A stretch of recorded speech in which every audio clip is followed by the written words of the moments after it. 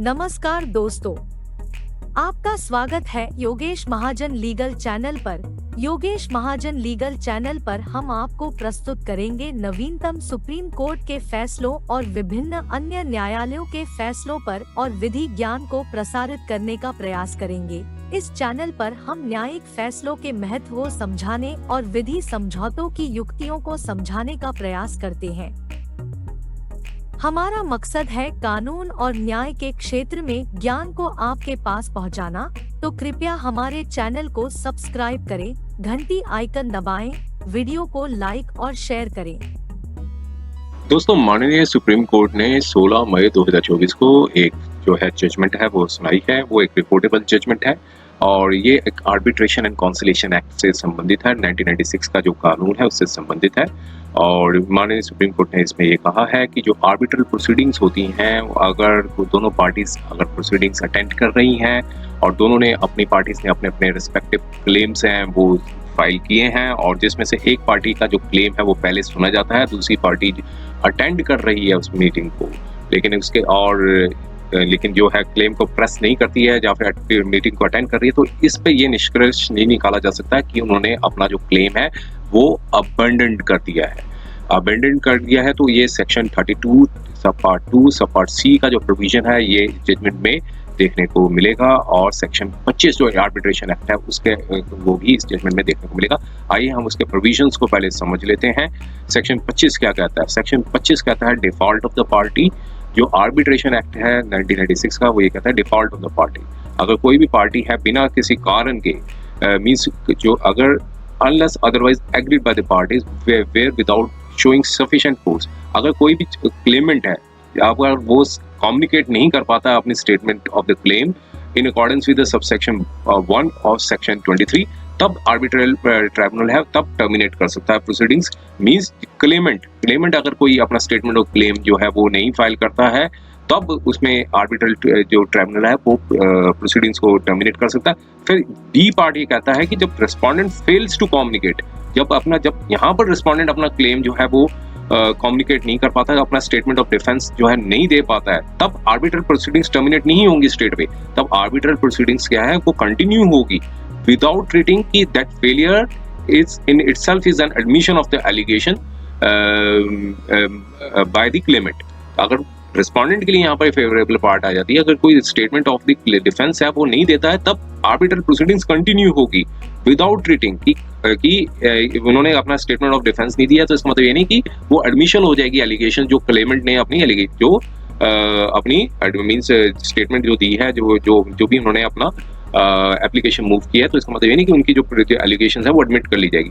और फिर पार्ट सी ये कहता है कि जब party fails to appear at the oral hearing और द डॉक्यूमेंट्री एविडेंस, तब आर्बिट्रल प्रोसीडिंग्स ट्राइब्यूनल होगा वो तब भी कंटिन्यू कर सकता है। मे कंटिन्यू लिखा हुआ है प्रोसीडिंग्स और make the award on the basis of evidence before it. दोनों पार्टीज ने अपने अपने रिस्पेक्टिव जो है क्लेम्स जो है वो मींस फाइल कर दी है और डिफेंस फाइल कर दी है।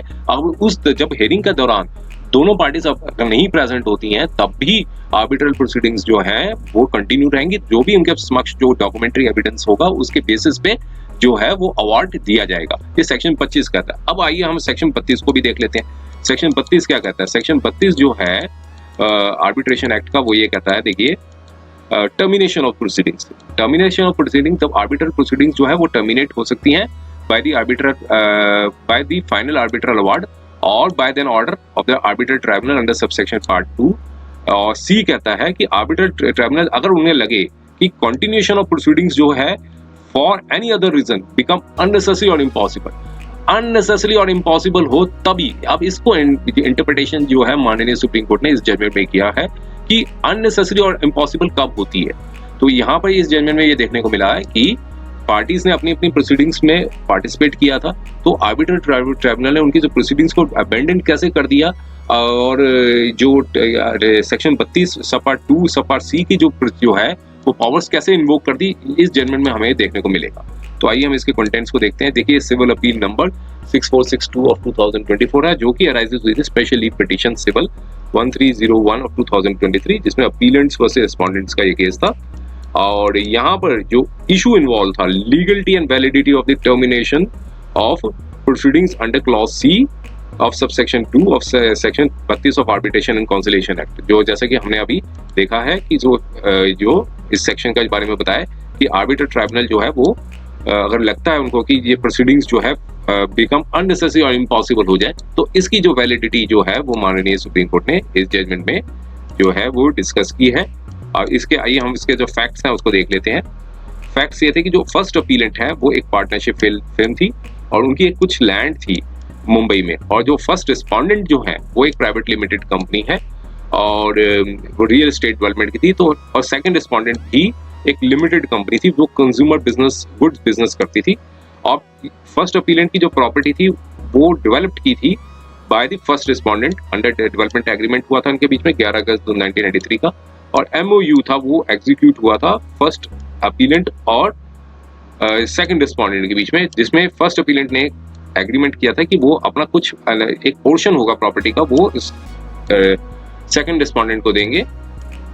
MOU में ये कहा गया था कि जो सेकंड रिस्पोंडेंट है वो एक सर्टेन क्वांटिटी ऑफ FSI और TDR जो है वो बेनिफिट देंगे, और पब्लिक नोटिस भी इन्होंने निकाला था सेकंड रिस्पोंडेंट ने, और ऑब्जेक्शंस थे वो इनवाइट किए थे, जिसमें से फर्स्ट रिस्पोंडेंट ने सबमिशन किया था, ऑब्जेक्शन दिया था कि एक ट्रांजैक्शन जो हुई है फर्स्ट अपीलेंट और सेकंड रिस्पोंडेंट की वो सब्जेक्ट टू द एग्रीमेंट हुई है और डिस्प्यूट हुआ था फर्स्ट अपीलेंट और फर्स्ट रिस्पोंडेंट के बीच में। तो फिर एक सिविल सूट था वो स्पेसिफिक परफॉर्मेंस का वो फाइल किया गया था ऑफ द MOU जो by the as modified by the alleged consent terms. तो फर्स्ट अपीलेंट और जो सेकंड रिस्पोंडेंट है वो पार्टीज थे सूट में। अब सेकंड रिस्पोंडेंट ने भी एक सूट फाइल किया था फर्स्ट अपीलेंट के अगेंस्ट में, और उसमें फर्स्ट रिस्पोंडेंट को भी पार्टी बनाया गया था।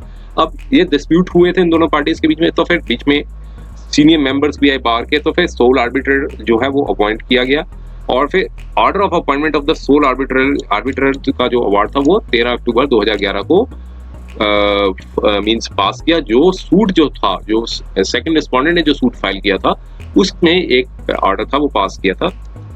अब ऑर्डर का रिकॉर्ड ये बताता है कि सूट था वो आर्बिट्रेशन में भेजा गया, और 17 नवंबर 2011 को जो सूट था जो फर्स्ट रिस्पोंडेंट ने फाइल किया था वो डिस्पोज्ड हो गया, और इस सूट जो था वो means same sole respondent arbitrator के पास रेफर कर दिया गया और रेफर कर दिया। फिर अब आर्बिट्रल ट्राइब्यूनल ने डील किया जो क्लेम्स थे जो फाइल किए गए थे फर्स्ट रिस्पोंडेंट और सेकंड रिस्पोंडेंट ने अगेंस्ट द फर्स्ट अपीलेंट।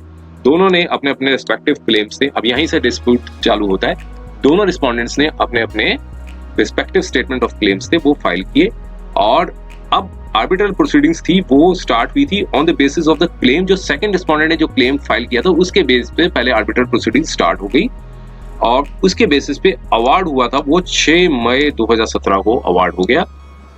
और आर्बिट्रल प्रोसीडिंग्स थी जो फर्स्ट रिस्पोंडेंट ने दी थी, कुछ कारण यहाँ पर रीजंस लिखे हैं, व्हाटएवर द रीजंस बता रखे हैं, उसमें आर्बिट्रल प्रोसीडिंग्स थी। फर्स्ट रिस्पोंडेंट ने जो फाइल की थी स्टेटमेंट ऑफ क्लेम वो प्रोसीड नहीं हुई।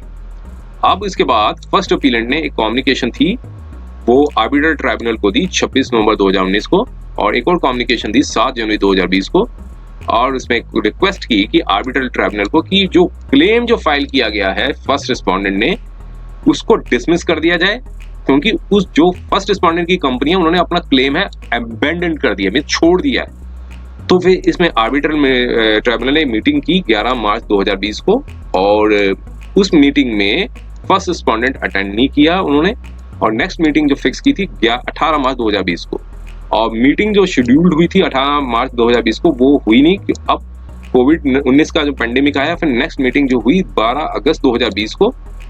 अब इसमें आर्बिट्रल ट्राइब्यूनल ने फर्स्ट अपीलेंट को कहा कि एक फॉर्मल एप्लीकेशन आप भाई मूव करें, जिसमें जो क्लेम जो है फर्स्ट रिस्पोंडेंट का वो आप उस क्लेम एप्लीकेशन में लिखें कि इसमें जो क्लेम है उसको खारिज कर दिया जाए, जो फर्स्ट रिस्पोंडेंट ने जो क्लेम किया हो उस एप्लीकेशन को खारिज कर दिया जाए, मींस जो उन्होंने फर्स्ट रिस्पोंडेंट ने दी थी। और उसमें जो फर्स्ट रिस्पोंडेंट थे उनको ये साथ में ये भी कहा कि आप रिप्लाई भी फाइल कर सकते हैं। अब 27 अगस्त 2020 को फर्स्ट अपीलेंट ने एप्लीकेशन थी वो मूव की, उसमें एप्लीकेशन जो फाइल की थी सेक्शन 32 सब पार्ट 2 सब पार्ट सी के अंदर मूव की थी एप्लीकेशन। जैसे हमने इस सेक्शन को डिस्कस किया है टर्मिनेशन प्रोसीडिंग, सेक्शन 32 सब पार्ट 2 सब पार्ट सी के अंदर ये मूव की थी एप्लीकेशन, और कंटेंशन ये रेज की अपीलेंट ने कि जो फर्स्ट रिस्पोंडेंट का जो कंडक्ट है उन्होंने 8 साल तक कोई स्टेप्स नहीं लिए, इसलिए जो कंपनी है वो उन्होंने अपना जो राइट आर्बिट्रल प्रोसीडिंग्स का जो राइट्स है वो अबेंडन कर दिया है। लेकिन यहाँ पर फर्स्ट रिस्पोंडेंट ने अपना एफिडेविट फाइल किया और कहा कि कोई ग्राउंड बनता ही नहीं है सेक्शन 32 सब पार्ट 2 सब पार्ट सी के अंदर, और उन्होंने कुछ फैक्चुअल कंटेंशंस भी रेज किए जो कि और जो एलिगेशंस लगाई थी फर्स्ट अपीलेंट ने उसको डिनाई किया। लेकिन आर्बिट्रल ट्राइब्यूनल ने 1 दिसंबर 2020 को प्रोसीडिंग्स थी टर्मिनेट कर दी सेक्शन 32 सब पार्ट 2 सब पार्ट सी के तहत, मींस उनकी जो एप्लीकेशन थी वो अलाउ कर दी, और जो जजमेंट थी उस पर जो रिलाई किया था वो NRP projects private limited versus Hirak Mukhopadhyay and others. लेकिन यहाँ पर अब फर्स्ट रिस्पोंडेंट ने एक एप्लीकेशन हाई कोर्ट में चैलेंज कर दिया, एप्लीकेशन मूव कर दी high court of judicature of Bombay, और कहा कि जो आर्बिट्रल ट्राइब्यूनल ने जो अवार्ड दिया, जो ऑर्डर दिया है, वो उसको चैलेंज किया कि उन्होंने जो अपनी जो पावर्स थी सेक्शन 14 सब पार्ट 2 आर्बिट्रल एक्ट के अंदर तहत लगाई थी। अब सिंगल जज ने उस ऑर्डर को, आर्बिट्रल ट्राइब्यूनल के जो ऑर्डर को सेट असाइड कर दिया और डायरेक्शन दी आर्बिट्रल ट्राइब्यूनल को कि प्रोसीडिंग्स को आप कंटिन्यू करें। और सोल आर्बिट्रल ने इन्फॉर्म कर दिया था पार्टीज को कि जो सोल आर्बिट्रल को ने एक इंटरलोकेटरी एप्लीकेशन भी मूव की थी जो दर्शाती है कि 26 जुलाई 2023 को, जिसमें सोल आर्बिट्रल को ने इन्फॉर्म किया कि पार्टीज जो है अनविलिंगनेस है कि वो कंटिन्यू वो मींस अनविलिंगनेस दिखाई कि वो सोल आर्बिट्रल के तौर पे वो आगे काम नहीं करना चाहते हैं। तो ये एक एप्लीकेशन थी जो सोल आर्बिटर उस प्रोसीडिंग्स के अपॉइंट हुए थे, तो उसमें अपनी अनविलिंगनेस दिखा दी इन्होंने। अब सबमिशंस दोनों पार्टीज ने अपने अपने दिए। अब हम सबमिशंस में जाके अब डिस्कशंस पे जाते हैं क्योंकि हमने इस पर डिस्कस काफी कर लिया है इस पे। अब कंसिडरेशन और सबमिशन देने के बाद जो चैप्टर कोर्ट ने अब अपना ऑब्जर्वेशन दी कि चैप्टर 5 जो है आर्बिट्रेशन एक्ट का वो बताता है कंडक्ट ऑफ आर्बिट्रल प्रोसीडिंग्स। अगर कोई पार्टीज एग्री नहीं होती हैं filings of the statement of claims और डिफेंस में, तो आर्बिट्रल प्रोसीडिंग्स जो है ट्राइब्यूनल की पावर होती है कि वो टाइमलाइंस होती हैं वो डिटरमाइन करें। और ये प्रोविजन हम पहले डिस्कस कर चुके हैं, सेक्शन 25 का जो आर्बिट्रल प्रोसीडिंग्स एक्ट का बताया हुआ था, हमने पहले ही वीडियो की शुरुआत में डिस्कस कर लिया था।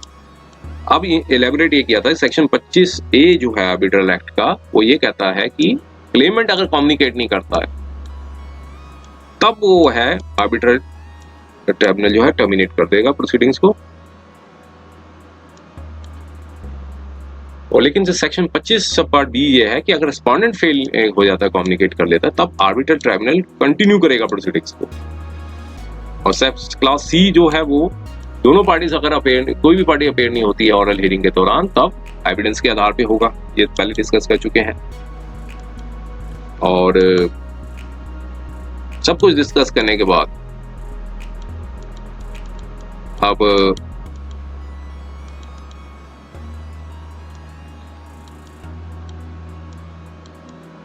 अब यहाँ पर कोर्ट ने बताया कि जो टर्मिनेशन, जो ऑर्डर ऑफ टर्मिनेशन था वो पास किया गया था आर्बिट्रल, लर्नड आर्बिट्रल ने। उन्होंने इंप्रेशन ये दिया था कि जब तक पार्टीज जो मूव नहीं करती आर्बिट्रल ट्राइब्यूनल में कि रिक्वेस्ट की जाए मीटिंग को, डेट ऑफ हियरिंग को, तो ट्राइब्यूनल के पास कोई ऑब्लिगेशन नहीं होती कि वो फिक्स करे मीटिंग को और date of hearing. Arbitral tribunal जो है अपॉइंटमेंट जो होती है वो इसलिए की जाती है कि डिस्प्यूट्स जो हैं वो रिजॉल्व करें, जो आर्बिट्रेशन क्लॉज के अंदर एग्रीमेंट होता है दोनों पार्टीज का। और आर्बिट्रल कोर्ट ने कहा कि वो कोई प्रो बोनो वर्क नहीं करता है, वो एक प्रोफेशनल असाइनमेंट उनको मिलता है सेक्शन 11 के तहत। और अब टर्मिनेशन सेक्शन 32 आर्बिट्रेशन एक्ट का डिस्कस किया, जो जैसे हम पहले कर चुके हैं उसके ऊपर, अब इसे रिपीट करने की जरूरत नहीं। सेक्शन 32 ये कहता है कि आर्बिट्रल प्रोसीडिंग्स को इन कॉन्टीजेंसी, ये कंडीशंस पे ही टर्मिनेट की जाती है। जब आर्बिट्रल ट्राइब्यूनल ने अवार्ड कर दिया हो, फाइनल अवार्ड कर दिया, तब प्रोसीडिंग्स टर्मिनेट हो जाएंगी। जब क्लेमेंट है वो विड्रॉ कर लेता है अपना क्लेम को क्लॉज ए सबसेक्शन 2 के अंदर, और पार्टीज जो हैं बी ऑफ सबसेक्शन 2 के अंदर करती हैं, जब फिर आर्बिट्रल ट्राइब्यूनल को लगे कि जो प्रोसीडिंग्स हैं वो अननेसेसरी और इम्पॉसिबल है। अब clause C subsection 2 of subsection 32 का कोर्ट ने अपना यहाँ पर इंटरप्रिटेशन निकाला कि वो तभी इन्वोक किया जा सकता है जो कंडीशंस मेंशन हो। अब क्लॉज सी ये कहता है कि सिर्फ इस एग्जिस्टेंस पे कि मेरे एग्जिस्टेंस ऑफ रीजंस की टर्मिनेट कर दी जाए प्रोसीडिंग्स, वो सफिशिएंट नहीं है। रीजन ये होना चाहिए कि जो प्रोसीडिंग्स जो है वो अननेसेसरी और इम्पॉसिबल हो। इस केस में क्लेमेंट ने अपना क्लेम फाइल किया लेकिन प्रोसीडिंग्स अटेंड नहीं की। और क्लॉज ए जो है सब सेक्शन 25 का ऑपरेशन में आता है और रिजल्ट कर सकता है टर्मिनेशन ऑफ प्रोसीडिंग्स को, लेकिन जब क्लेम फाइल कर दे डॉक्यूमेंट्री एविडेंसेस के आधार पे ही प्रोसीडिंग्स टर्मिनेट होती हैं। अब यहाँ पे कोर्ट ने कहा कि पार्टीज अगर फेल मींस अगर क्लेम फाइल करने के बाद अगर वो अपेयर नहीं होती हैं तो फिर लर्नड आर्बिट्रल ये नहीं कह सकता कि प्रोसीडिंग्स जो है वो अननेसेसरी है।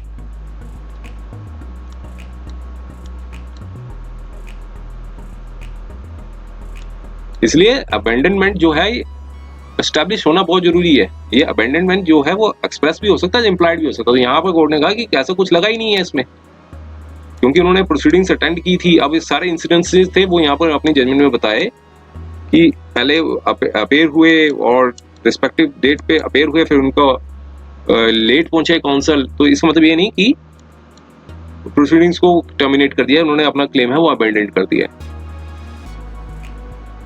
तो इन ग्राउंड्स पे ट्राइब्यूनल ने ये पाया कि जो लर्नड मींस रिस्पोंडेंट नंबर 1 है उन्होंने बॉदर नहीं किया, अपना क्लेम को परस्यू नहीं किया।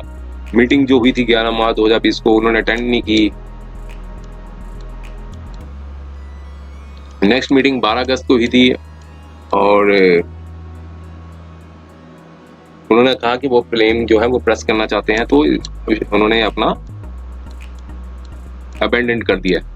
तो यहाँ पर पाया कि ऐसा कोई ट्राइब्यूनल का जो ऑर्डर का जो दिया था वो कोर्ट ने कहा कि वो एरर है, वो इलीगलिटी है। तो ये सफिशिएंट ग्राउंड्स थे, वो पर्याप्त नहीं थे। तो यहाँ पर जो फर्स्ट अपीलेंट ने जो अपना जो ग्राउंड्स रेज किए थे कोर्ट ने कोई मेरिट नहीं पाया, तो इसलिए उनकी जो एप्लीकेशन थी अपील थी वो डिसमिस कर दी विद नो कॉस्ट। ये जजमेंट आई थी 16 मई 2024 को। उम्मीद है कि यह वीडियो आपको पसंद आया होगा। अगर आपने अभी तक हमारे चैनल को सब्सक्राइब नहीं किया है तो कृपया इसे सब्सक्राइब कर ले और बेल आइकन दबाकर नोटिफिकेशन प्राप्त करें ताकि आप हमारे नए वीडियो से अपडेट रह सकें।